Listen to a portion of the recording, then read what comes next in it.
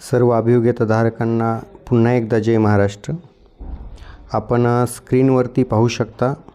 स्क्रीनवरती त्या ठिकाणी आजच्या तारखेमध्ये असलेलं एक रोस्टर त्या ठिकाणी पाहायला मिळत आहे आणि हे जे रोस्टर आहे हे रोस्टर मुळात जे काही आंतरजिल्हा बदलीचा 6वा टप्पा चालू आहे, या 6व्या टप्प्यामध्ये कोणत्या जिल्ह्यामध्ये किती जागा रिक्त आहेत, कोणत्या प्रवर्गाच्या त्या जागा रिक्त आहेत, की जेणेकरून जर एखाद्या जिल्ह्यामधून जर त्या प्रवर्गाच्या कार्यरत शिक्षकाला त्याच्या जिल्ह्यामध्ये किंवा त्याच्या सोयीच्या जिल्ह्यामध्ये जर यायचं असेल तर त्याला त्या ठिकाणी येण्यासाठी जर जागा रिक्त असेल त्याच्या प्रवर्गाला तर तो त्या ठिकाणी येऊ शकतो।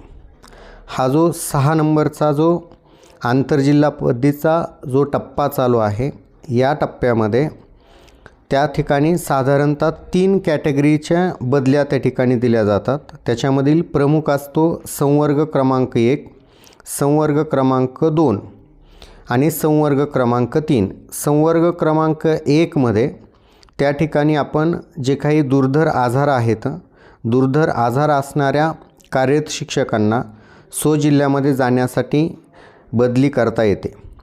दुसरा असलेला संवर्ग क्रमांक 2 असतो, ज्यामध्ये पती पत्नी एकत्रीकरण असतं। म्हणजे जर एखाद्या कार्यरत शिक्षकाची पत्नी जर दुसऱ्या जिल्ह्यात असेल किंवा पती दुसऱ्या जिल्ह्यात असेल आणि पत्नी दुसऱ्या जिल्ह्यात, दोघेही सेवेमध्ये असतील तर त्यांना एकत्र येण्यासाठी अशा प्रकारे बदली करता येत असते। यामध्ये संपूर्ण जिल्हा परिषदांची त्या ठिकाणी आपल्याला लिस्ट पाहायला मिळणार आहे। अहमदनगर आणि मुळात या असणाऱ्या सर्व झेडपींच्या ज्या लिस्ट आहेत त्या माध्यमानुसार त्या ठिकाणी आहेत। नगरमध्ये जर पाहिलं तर मराठी माध्यम, उर्दू माध्यम अशा 2 असणाऱ्या माध्यमांकरिता आंतरजिल्हा बदलीसाठीच्या जागा उपलब्ध असणार आहेत। मित्रांनो, ज्यावेळेस ही जागा पोर्टलवरती ट्रान्सफर पोर्टलला अपलोड करण्यात आलेल्या आहेत, या असणाऱ्या जागा 1 ते 5 साठी बदली प्रक्रिया असल्या कारणाने डी.एड माध्यमाच्या म्हणजेच 1 ते 5 वर्गासाठी कोणत्या जिल्ह्यामध्ये किती व्हॅकन्सी आहेत हे समजू शकतं। परंतु जिल्हा बदली करून येणारे शिक्षक किती आहेत कोणत्या प्रवर्गाचे त्या जिल्ह्यामध्ये ते आपल्याला आत्ता सांगता येऊ शकत नाही। त्यामुळं एखाद्या जिल्ह्यामध्ये एखाद्या प्रवर्गाच्या जागा त्या ठिकाणी जास्त येऊ शकतात, परंतु तेवढ्याच जागा त्या ठिकाणी दुसऱ्या जिल्ह्यामध्ये कमी होणार आहेत। म्हणजे या ठिकाणी व्हॅकन्सी वाढणारही नाहीत, व्हॅकन्सी कमी पण होणार नाहीत, तर या व्हॅकन्सी आहे तेवढ्याच राहतील।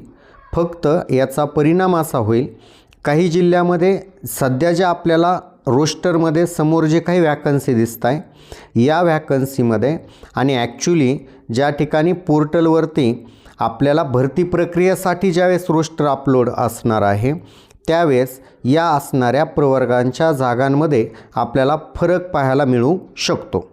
मी तुम्हाला 1-2 जिल्ह्यांचं त्या ठिकाणी उदाहरण एक्सप्लेन करतो, त्यानुसार तुम्ही बाकीच्या जिल्ह्यांचं सुद्धा समजून घेऊ शकता। उदाहरणार्थ सुरुवातीला दिलेला आहे अहमदनगर जिल्हा मराठी माध्यम। यामध्ये SC प्रवर्गासाठी 50 जागा, ST साठी 118 जागा, ST पेसासाठी 9 जागा, VJ साठी 0, NTB साठी 0, NTC साठी मात्र -69। याचा अर्थ NTCचा प्रवर्ग ऑलरेडी त्या ठिकाणी अतिरिक्त आहे। NTD हा सुद्धा प्रवर्ग त्या ठिकाणी अतिरिक्त आहे। OBC त्या ठिकाणी 15 जागा बदलीसाठी उपलब्ध आहेत। SBCच्या जागा अतिरिक्त आहेत, त्यामुळं त्या ठिकाणी SBCच्या प्रवर्गाच्या कार्यरत शिक्षकांना बदली करता येऊ शकत नाही।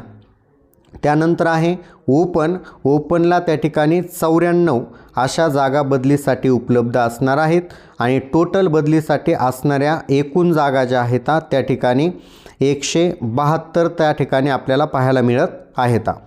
मित्रांनो, EWSचा जो महत्त्वाचा कॉलम आहे तो त्या ठिकाणी 0 दाखवलेला आहे आणि तुम्ही प्रत्येक जिल्ह्यांमध्ये EWSचा कॉलम त्या ठिकाणी 0 आहे असा पाहायला मिळत आहे। कारण की ओपन आणि EWS यांच्या जागा त्या ठिकाणी बायफर्केट करण्याचं त्या ठिकाणी एक पत्र निघालं होतं आणि त्या पत्रामध्ये असं स्पष्ट सांगण्यात आलेलं होतं की जे काही ओपनच्या आणि EWSच्या जागा असणार आहेत या जागा स्वतंत्रपणे त्या ठिकाणी अपलोड करण्यात यावेत. यामुळं काय फायदा होणार आहे तर EWSच्या असणाऱ्या जागेवरती काही शिक्षक संघटना आम्हाला बदलीसाठी EWS द्या म्हणत होत्या किंवा आमच्याकडं सध्या EWSचं सर्टिफिकेट आहे, आम्हाला EWSच्या जागेवरती बदली द्या अशी मागणी करत होते. परंतु मित्रांनो, ही आनंदाची बाब अशी आहे की ज्या शिक्षकाचा मूळ सेवा निवडीचा जो प्रवर्ग असेल त्याच निवडीमधून त्याची बदलीसुद्धा त्याच प्रवर्गावरती होत असते की जेणेकरून भविष्यात भरती प्रक्रियांमध्ये त्या असणाऱ्या प्रवर्गावरती अन्याय होणार नाही. म्हणजे यामध्ये जर पाहिलं तर समजा ओपनला त्या ठिकाणी 94 व्हॅकन्सी दिसत आहेत नगर जिल्ह्यामध्ये, तर ओपन प्रवर्गाचे कार्यरत शिक्षक ओपनच्या बिंदूवरती बदली करून घेऊ शकतात. परंतु त्या ठिकाणी जरी एखाद्या शिक्षकाकडे EWS सर्टिफिकेट असेल आणि त्या शिक्षकाला जर आता EWSमधून जर यायचं असेल तर तो येऊ शकत नाही, कारण की EWSचं आरक्षण हे 2019ला लागू झालं आणि त्यापूर्वी जे जॉईन झालेले शिक्षक असणार आहेत ते त्या ठिकाणी तुरळक 2017च्या भरतीमध्ये तुरळक शिक्षक EWSचा लाभ घेऊन जॉईन झालेले आहेत. त्यामुळं त्या शिक्षकांना येण्याची संधी आहे, परंतु त्या शिक्षकांना देखील या ठिकाणी संधी देण्यात आलेली नाही असं आपल्याला पाहायला मिळत आहे. म्हणजेच EWSच्या जागा या ओपनच्या जागेमधून स्वतंत्र केलेल्या आहेत आणि त्या जागा या ठिकाणी आपल्याला समजणार नाही आहेत.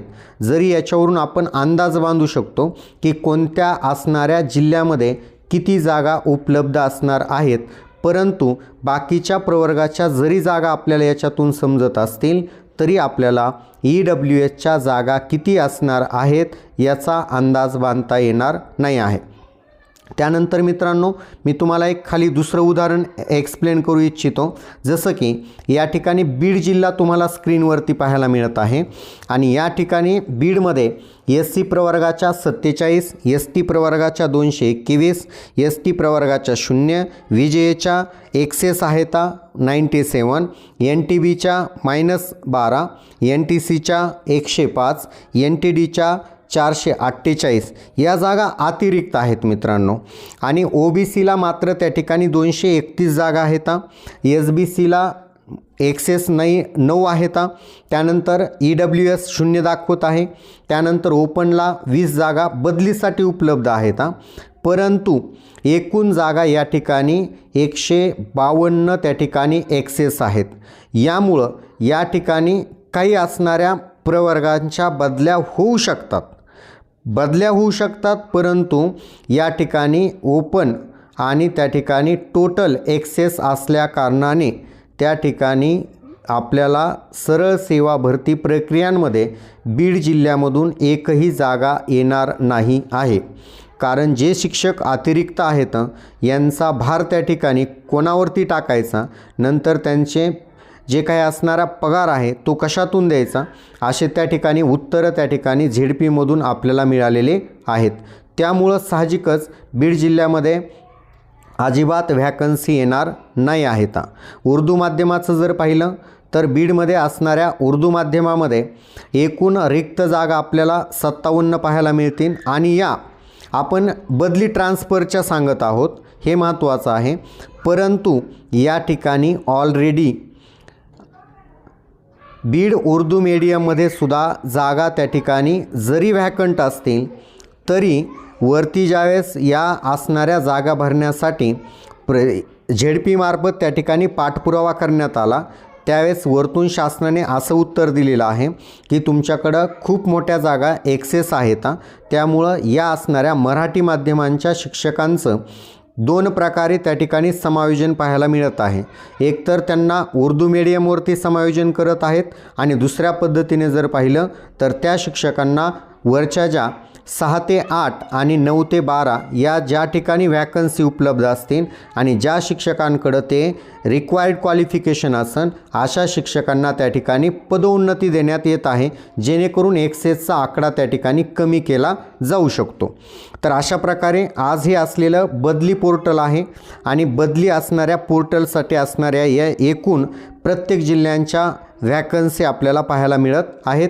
यावरतून तुम्ही या असणाऱ्या जिल्ह्यांच्या तुम्ही वॅकन्सी समजून घेऊ शकता, परंतु त्या ठिकाणी तुम्हाला अजूनसुद्धा या असणाऱ्या कोणत्या माध्यमाच्या कोणत्या प्रवर्गाच्या किती जागा येणार आहेत हे तुम्ही अजून परफेक्टली सांगू शकत नाही आहेत.